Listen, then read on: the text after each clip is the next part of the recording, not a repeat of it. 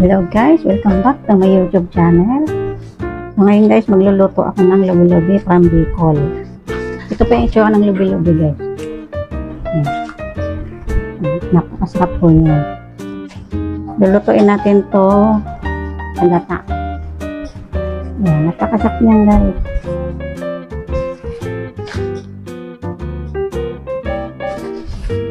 Ganito lang po yan ang paghimay niyan guys. Kailangan natin tingnan maigi, baka may uod siya. Ayan. Tatanggalin natin to kasi makunat na ito guys. Ito lang ang kukunin natin dyan.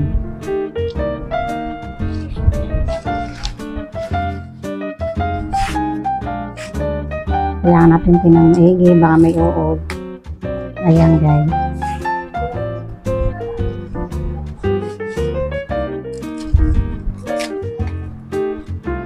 Mamaya ipapakita sa inyo guys kung paano yung pamamaraan sa pagluluto ng lubi-lubi.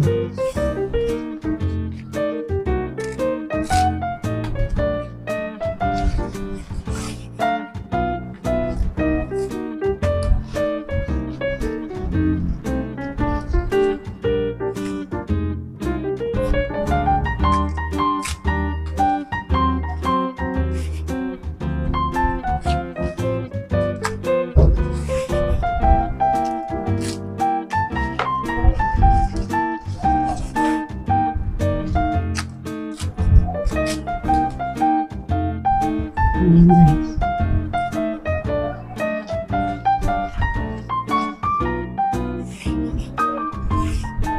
Fresh from Bicol. Ayan. Pinaluto lang sa akin po ng aking kapitbahay.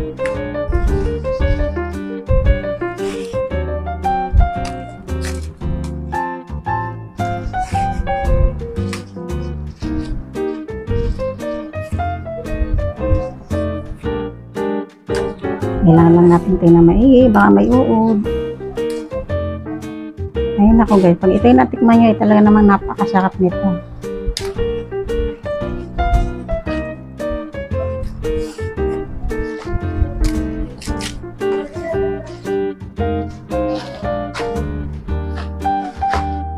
So ito na yan guys.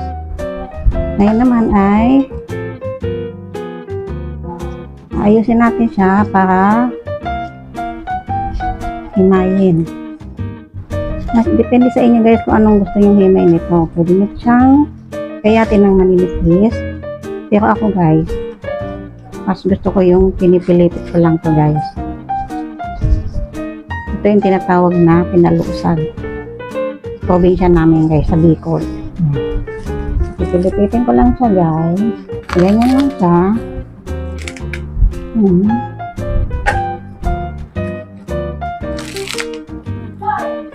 Saka ko siya lulutuin.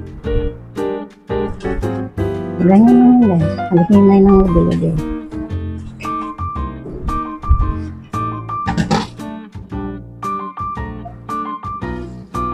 Ito na guys yung lubi-lubi na hinimay ko. So, inugasan ko na yan guys. Tapos, ito naman yung sasahog natin. Kunting taba ng baboy at itong tulingan. Hihimayin ko din yan guys para wala siyang tinik pag kinain natin. Ayan guys. Hi guys, umpisahan na natin ang ating pagluluto ng pinalusag na lubi-lubi. So ito yan guys. Hinugasan ko na yan. So ilalagay natin siya dito sa kaldero.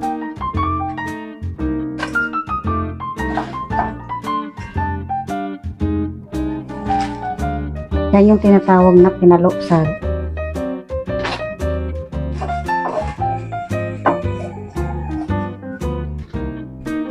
So, malinis naman ang kamay ko guys.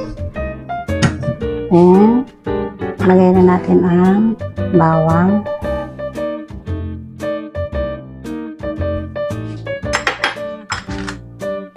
Sibuyas.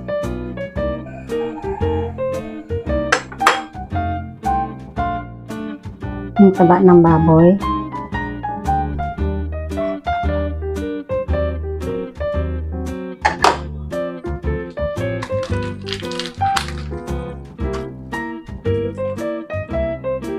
At lagyan na rin natin ng paminta.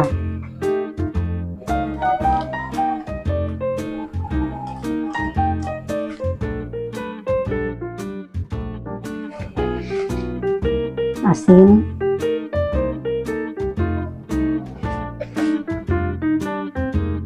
Lagay na rin natin ang inimay na tulingan. Pero itong tulingan niyan guys, inimay ko lang. Tinanggal ko lang yung mga tinik. Para masarap kumain kapag walang tinik. Ayan guys.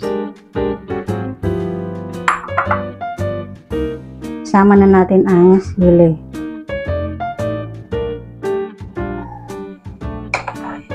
Siling haba.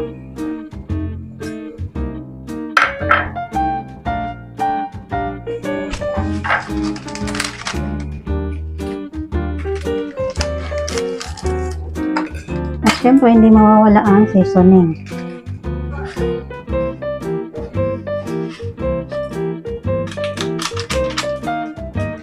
So, ngayon guys, ang ilalagay natin na gata ay yung pangalawang piga.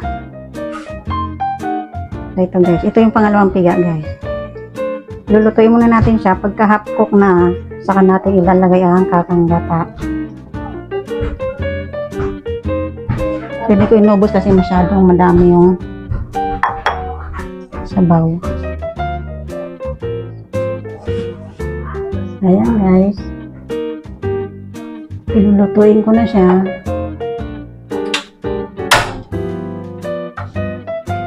Ayan. Takpan na natin. Ayan guys, kumpleto na yung recado niya. Hintayin na lang natin siya maluto. Half cook, saka natin ilalagay ang kakang gata. Ayan na guys, kumulo na ang ating gulay na lubi-lubi. Haluin natin.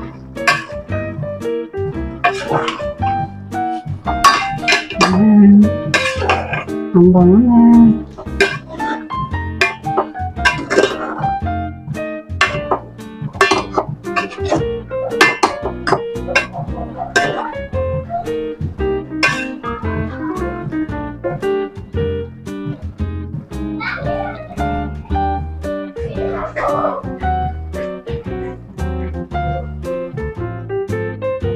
Hey guys, tingnan natin. Ay.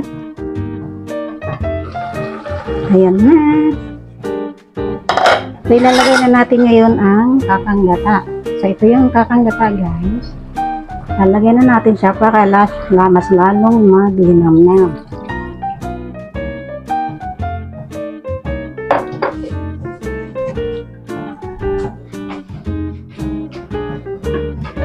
Wow, yummy!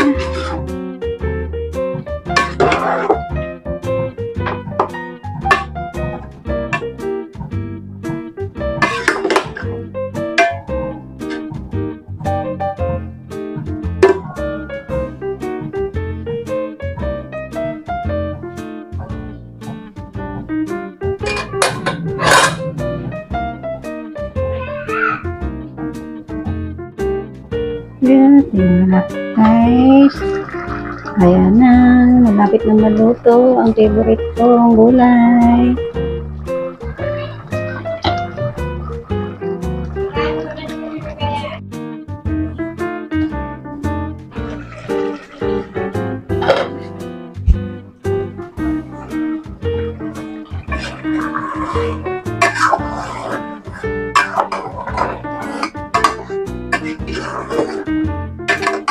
Ayan guys, luto na. Thank you Lord dahil natitikman ko na uli ang paborito kong gulay.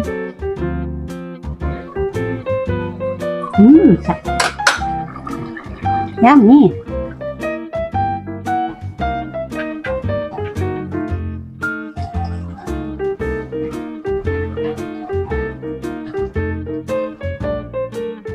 Ayan guys.